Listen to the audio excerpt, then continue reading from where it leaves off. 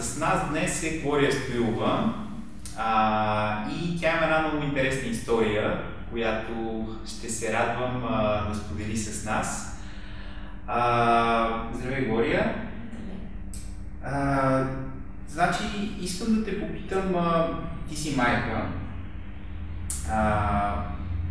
на колко деца? 3.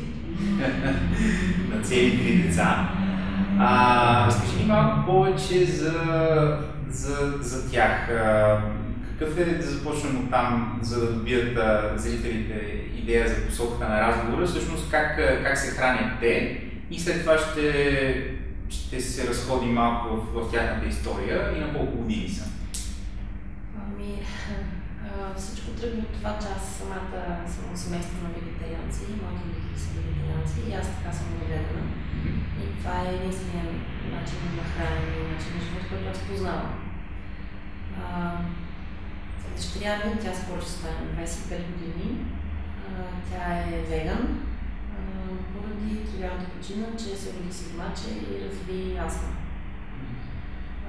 Заради недобре развитите бели дългове в време на бременността.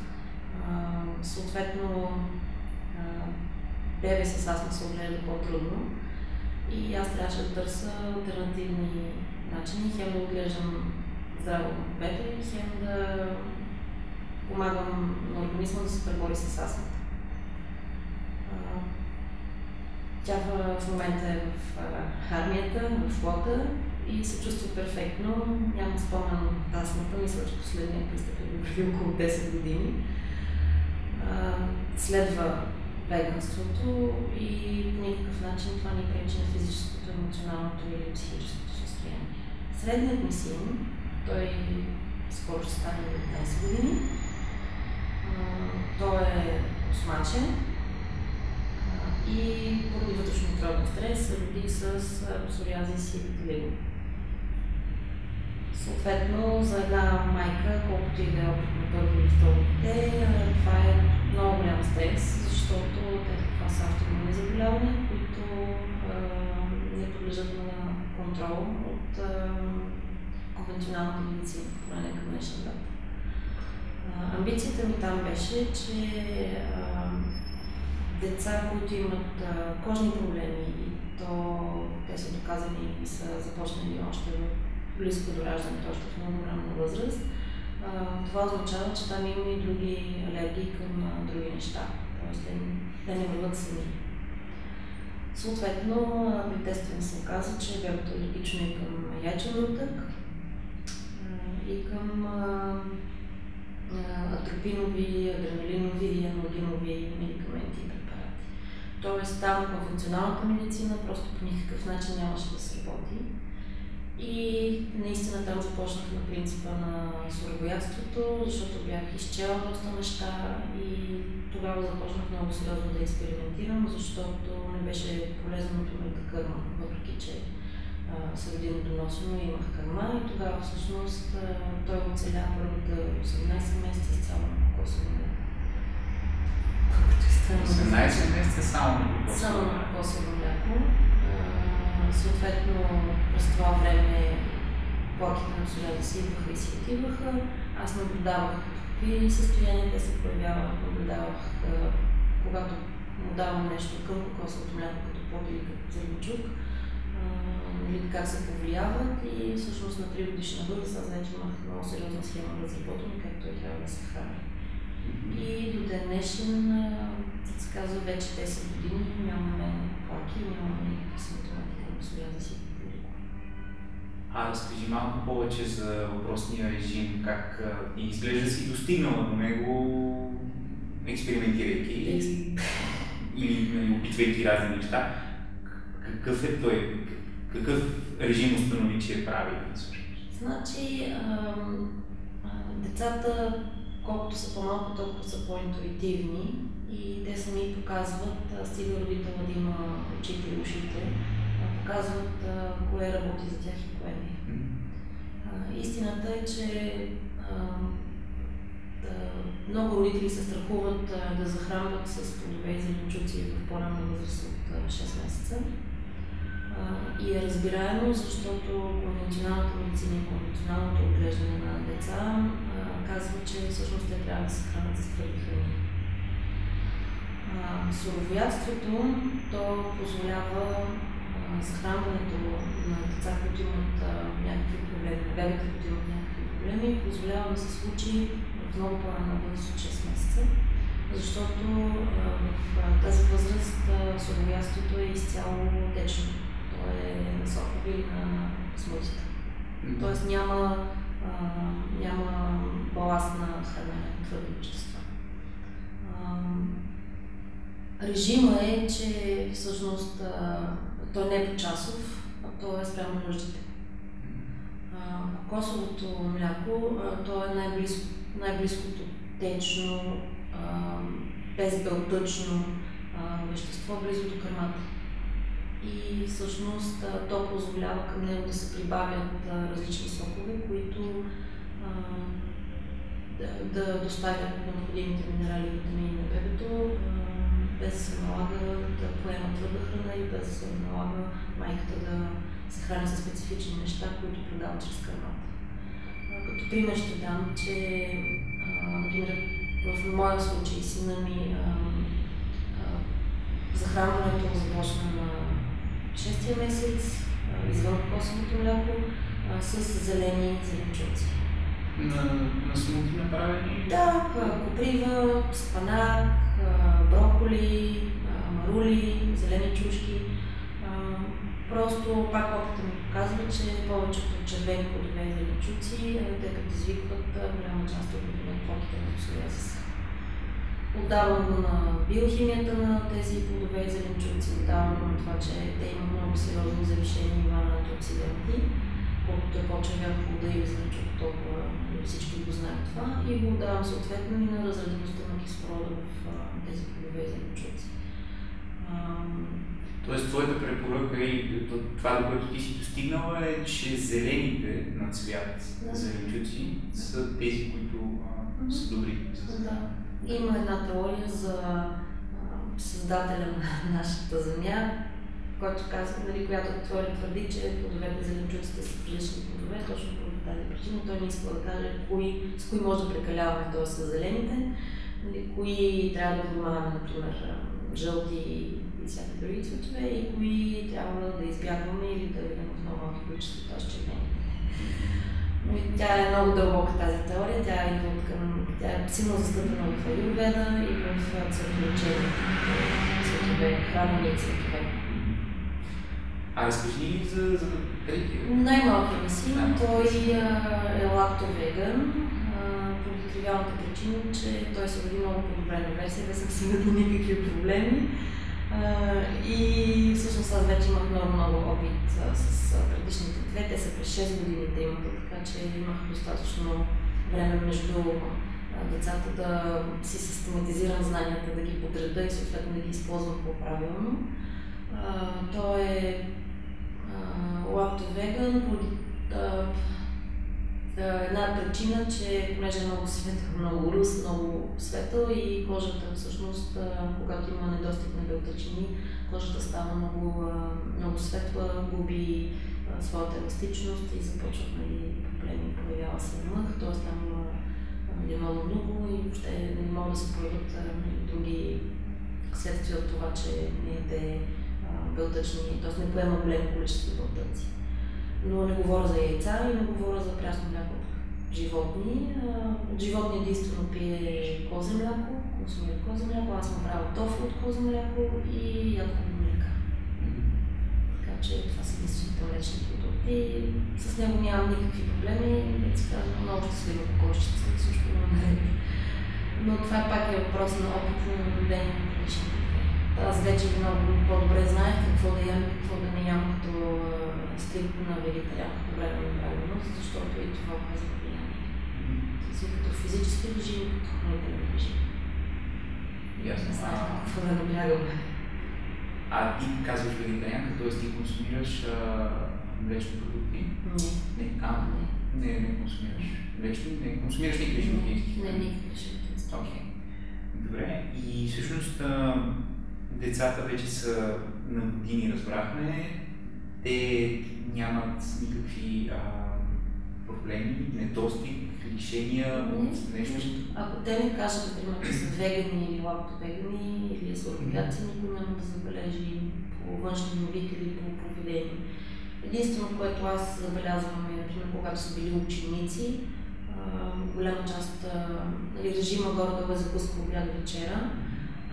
Когато са деца, и то деца, почти до 18-20 годишна възраст, те се хранят по-често. Те се хранят буквално на 2 часа. Тоест имат прием на храна 5, 6, 7 пъти на ден. От ставането до набляването, като в повечето случаи тя е течна. А ти как ти осигуряваш толкова често? То е въпрос на навик и на изграждане на режим. Тук много хора казват, че със сигурност и за това и задаваш въпроса, че е много трудно извън вкъщи да спазваш такъв хранителен режим. Хубавото, че родителът, когато дава пример, когато той самия е вегетарианец или слабоядец или там има по-здравословен начин на хранене, децата, виждайки как се приготвя тяхната храна, много бързо се умяват и разбират, че и те могат да я приготвят. И когато децата са 4-5 годишни, пак казвам, децата са много интуитивни, те остави, че знаят кое на тях им харесва, те започват да усещат на тях какво им трябва и активно участват в приготвянето на храната. Хубавото е, че ако те сгусват, например, смути, винаги може да им се даде бутилчица някакво ядково мляко или някакъв изсушен кракер, нали, зависи дали могат да носят, но всеки носи в турбичка в кутийка някаква храна и бутилчица.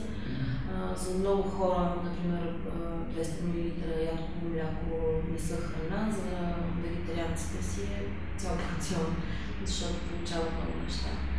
И всъщност те в училище единствената резистенция, която срещаха, беше, че трябва учителите да им позволява да се хранят и между основните храни, например, закуска и обяд. И голямата част и повечето деца отиват да хапнат нещо тестено или нещо по-обемно, доколкото те да бъдат ярки и сушени.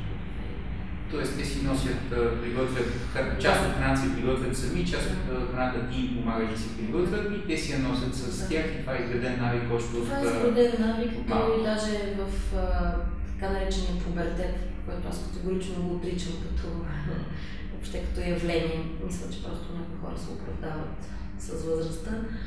Той тогава е много силно изразен, децата тогава много силно изразяват всъщност и показват своите знания и опознаването на тялото си. Защото, особено момчетата, поне моите наблюдения са такива, защото, например, големия ми син до 16 годишна възраст беше с много дълга коса, която той поддържаше, нали, пак алтернативно без индустриална химия заради кожата, и в хранителния порцион винаги влизаше на малката витамини от групата на витамин B. И на 16 години той сам реши, че трябва да се постриже късо, защото прецени, че трябва всъщност да позволи тези порциони витамини и олигоферали, които той поема, да отиват на друго място в тялото, защото той започна рязко да расте на височина. Малкият ми син, той също е с дълга коса до ден днешен. Аз имам там една теория за продължението на нервната система при момчетата особено, т.е. колкото е по-дълга косата, толкова те са по-спокойни и толкова са по-фокусирани и толкова са по-успешни в нещата, които правят, т.е. успяват да изразят себе си и таланта, който притежават. И всъщност в една възраст от 12-13 годишна възраст нагоре, децата изцяло сами започват да приготвят храната си и започват да бъдат много по-интерактивни, хранене, тяло, поддръжка на тяло и околен свят. Просто лично аз считам, че това е интуиция, която може би с времето при конвенционално отглеждане на деца се претъпява по някакъв начин и замира някъде и остава на заден план. Тоест този, да кажа, често срещано явление, че децата не обичат да ядат така наречени злоядни деца, не обичат да ядат определени и то точно полезните плодове и зеленчуци, ти изобщо не си го срещала това нещо, което те... Няма злояди деца. Те са като кучетата, те ядат всичко, просто трябва да се даде.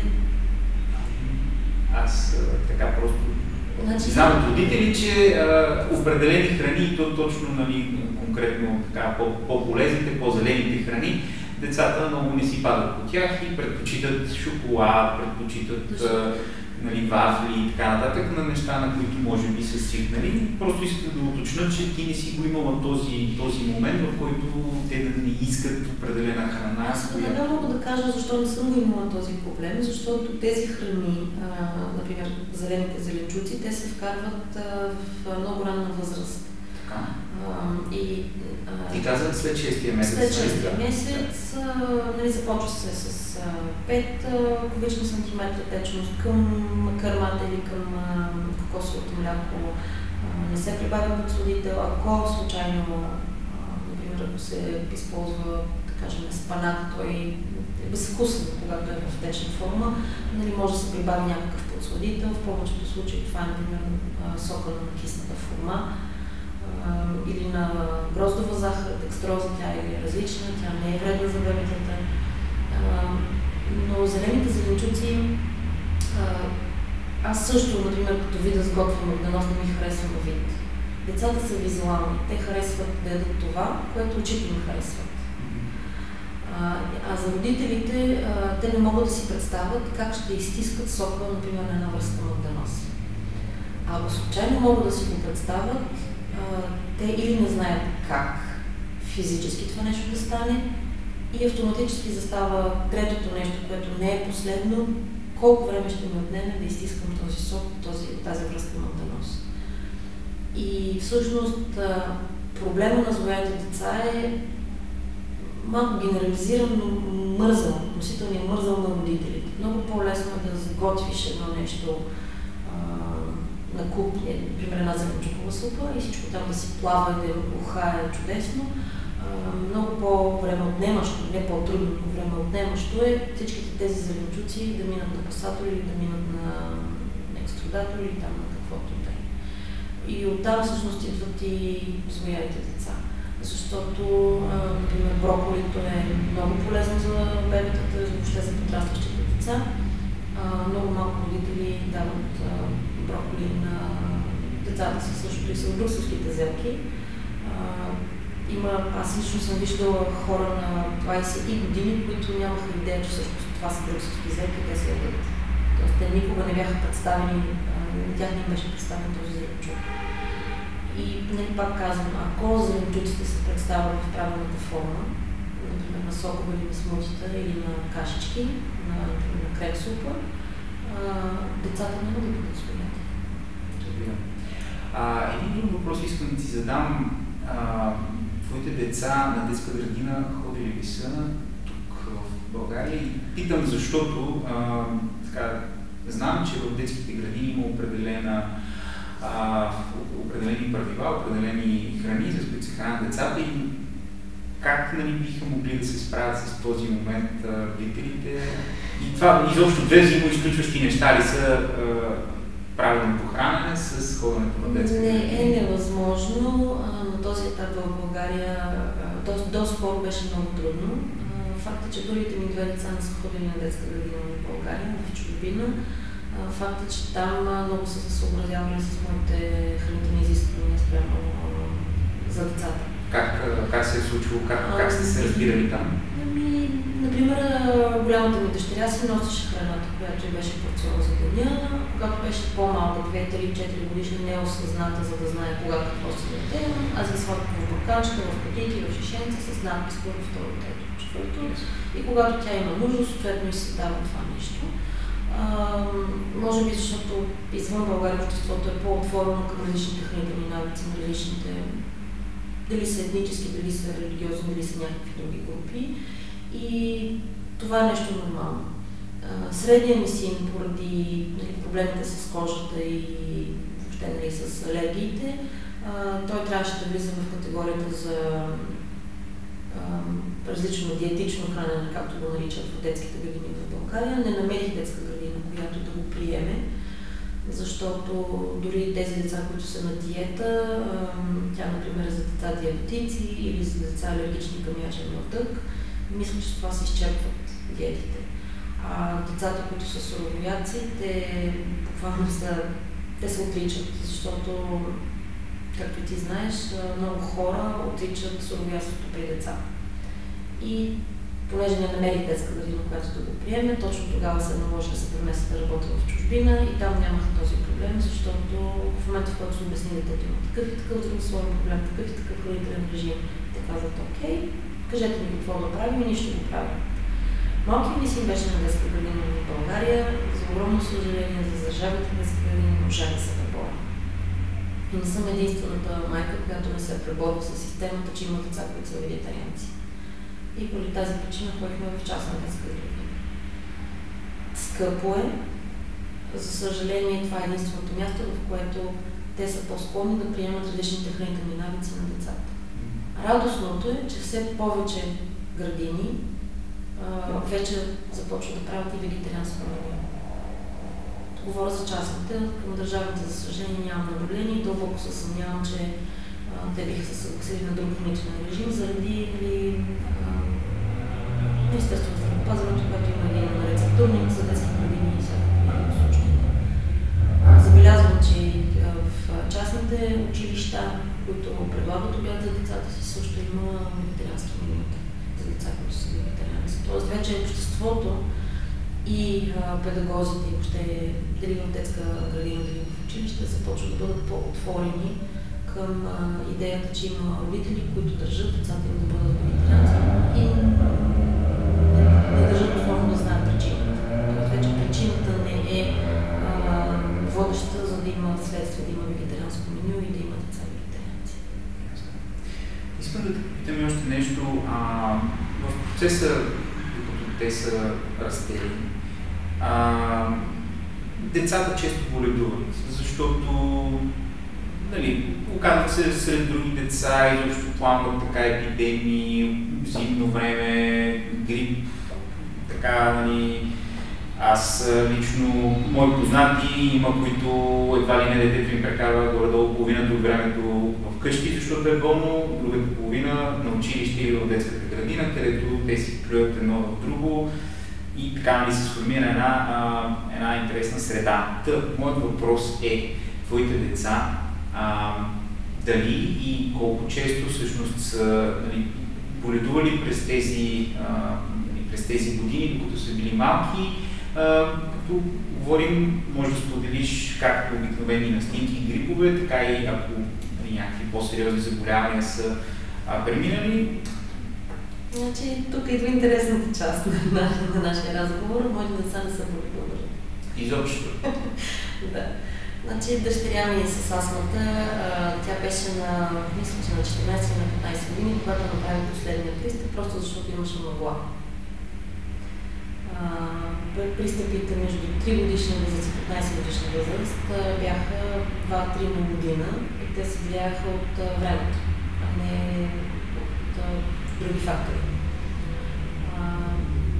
Настинка, да, случвало се да настине от неправилно подбрани чорапни обувки, мокри крака по-дълго време, такива тривиални неща, която настинка буквално за една вечер, за една нощ преминава, защото автоматически се взима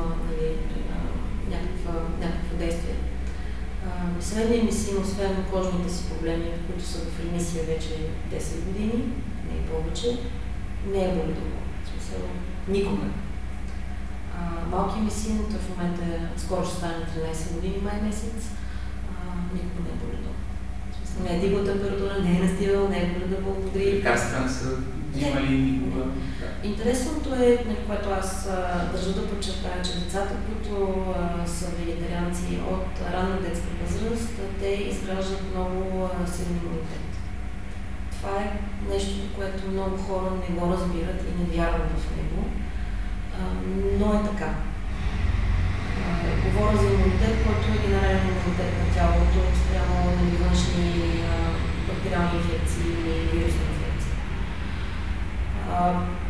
Ще дам един пример. Първите ми две деца не са боледували, например, от варицела, въпреки че цялата детска градина се затваря горе-долу, там се получава много нещи, което е нещо нормално, те не са боледували.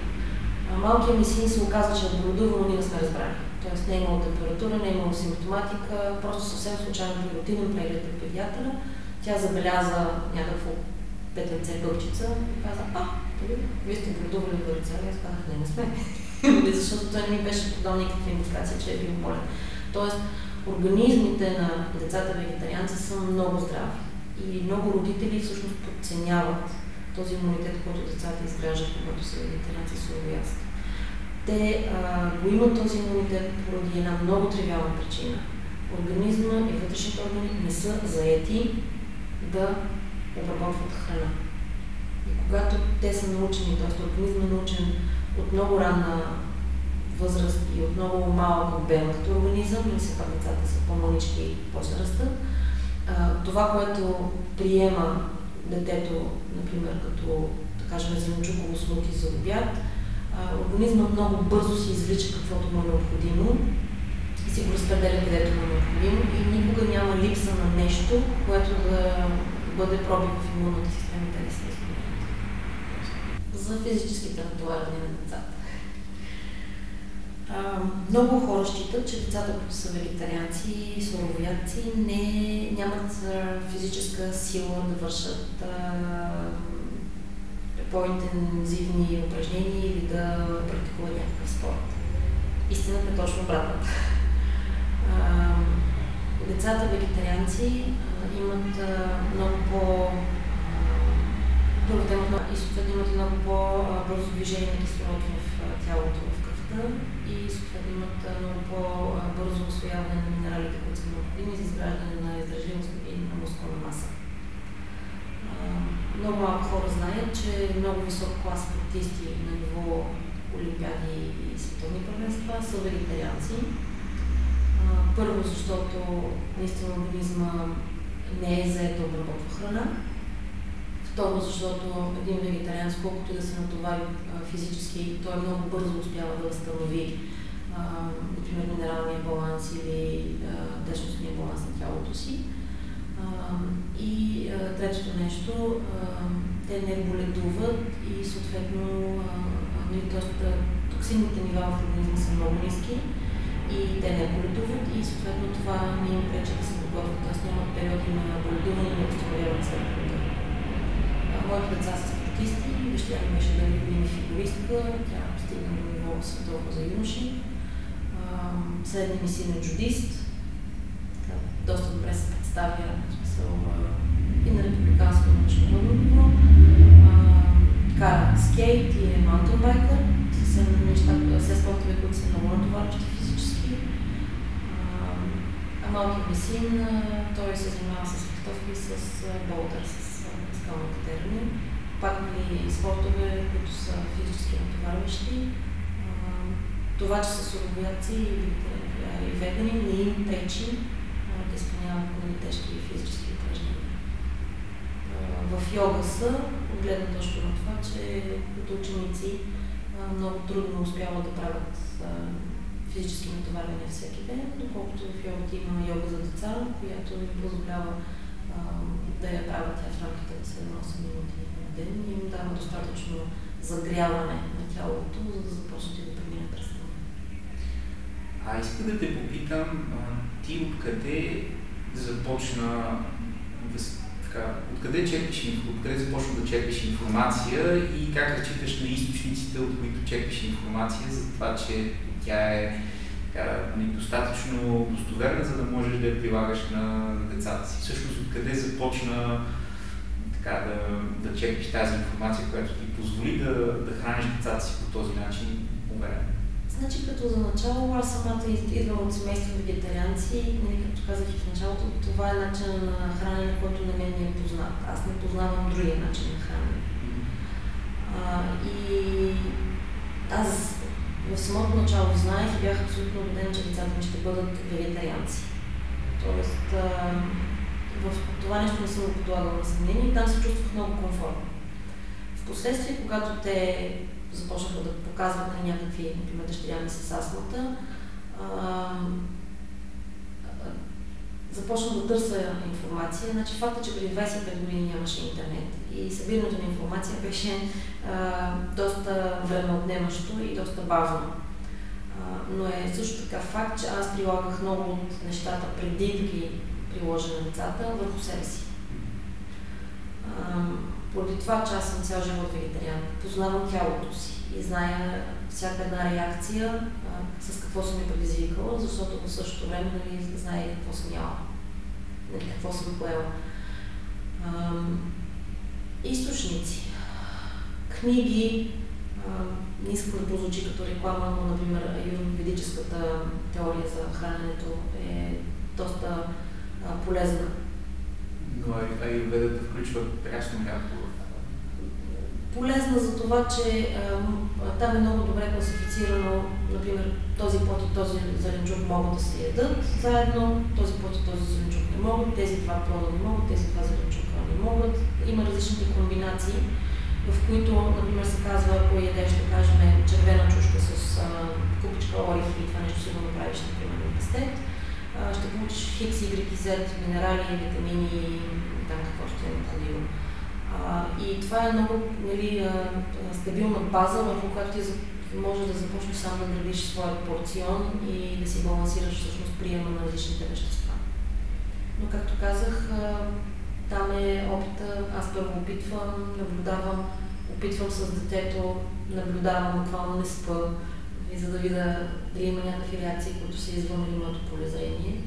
И с времето, когато например, децата са захранени на втората, третата година, вече горе-долу с абсолютно целият спектър плодове и зеленчуци, особено в течна форма, много лесно могат да се правят комбинации.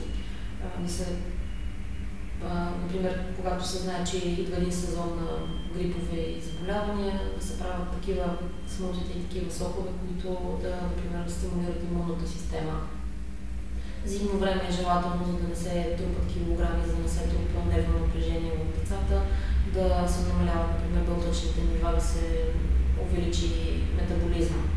Лятно време нямаме нужда от ускоряване на метаболизма, защото имаме слънце. Просто нещата са навързани. И сега вече в ерата на интернет има много повече информация. Ако прочета някъде нещо, аз продължавам да чета и да робя, да проверя дали има още един такъв източник, който да го потвърждава, или има повече източници, които го отричат. И за себе си съм заложила едно златно правило, че ако дори има 10% например, от коментари някъде или има някакво противостояние, което е с поне 10% повече от другото, започвам да го слагам под съмнение. И докато аз не го изпробвам върху себе си или вече върху поразмерите си деца, не го твърда като не смея да твърда, че то е това, за което някой твърди, или то не е това, за което някой друг твърди. Искам и да те попитам още едно, може би последно нещо. Ти, докато храниш по този начин децата си, правиш ли някакви изследвания върху тях, чисто и просто нива на витамини, на минерали или някакви други тип медицински изследвания, които те да те успокоят или да потвърдят, че начинът, по който те се хранят е правилен и нищо не им липсва. По някакъв начин провери ли това нещо, по какъв начин го провери, за да се сигурни? Факт е, че аз съм правила всяка година, докато са малки 2 пъти на година, пълна кръвна картина и съответно изследване на урина, особено за седименти и белтъци. Защото те ми показват дали има някъде някакви възпалителни процеси, които се зараждат или които не са избухнали и аз не съм ги забелязала в организма на детето. Сега може да прозвучи доста грубо, но когато са малки, наблюдавам, например, цвета на урината. Тя също говори. Наблюдавам ногтите. Аз съм голям привърженик на теорията на обложения език. Да. когато има нещо, което се случва, когато тръгват някакви гъбични или възпалителни инфекции, езика говори, т.е. получава един бял налеп на различни места на езика и по него може да се предположи в каква посока води инфекцията. Дали е например, по-навътре към гърлото и отстрани, се говори ли за гърло или за уши, дали е по-в средата на езика, се говори за някакви проблеми с стомашния тракт или с стомаха, с червата. Ако е по-към върха, дали се говори за някакъв уринарен тракт, въобще такива неща. Вярвам в диагностиката. Там също наблюдавам, но, както казах, поне 2 пъти в годината, началото на зимата и началото на лятото, правя кръвни изследвания. И всичко е било в да, те също говорят дали трябва да се увеличи някой минерал или някое друго вещество, защото децата растат и съответно в растежа си разграждат по-бързо някои вещества и трябва да се наблегне да се дава повече количество от тях. Или ако се е давало повече количество от тях, организмът прецени, че не му трябва и започне да ги натрупва или да не ги отделя своевременно, да се намалят те си, за да се получи един баланс. Това са задължителни неща. Ясно. Ами, в заключение, ако искаш да кажеш нещо така на зрителите и на хората, на бъдещите и настоящи, може би, родители, съвет и пожелание? Ами, няма нищо страшно в това децата да бъдат вегетарианци, вегани или слабоядци. Децата няма да умрат от глад, няма да се разболеят и да умрат. Мисля, нищо няма да им се случи. Ако родителите в по-късен етап на детството решат да направят децата си вегетарианци, да не очакват чудеса веднага, т.е. след седмица, месец. Защото организма винаги има нужда от един адаптивен период, от едно изчистване и съответно той при всяко едно дете е различен. Резултатът винаги е положителен, просто е с различни темпове. Но пак казвам, няма нищо страшно децата да бъдат от младенческа възраст вегетарианци или суровоядци. Аз съм показателен пример, че 3 деца, нищо няма и ако не ги попитате как се хранят, ако те не споменат, че са суровоядци или вегани, никога няма да разберете. Може би има индикации, че са здрави, че са спокойни, т.е. не са изнервени, не са истерични, т.е. нервната система е абсолютно здрава.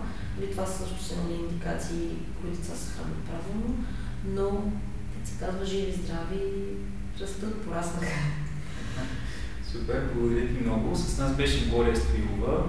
Надявам се, че разговорът е бил интересен и полезен и всеки от вас ще намери тази част от него за себе си, която да му донесе щастие и радост. Благодаря.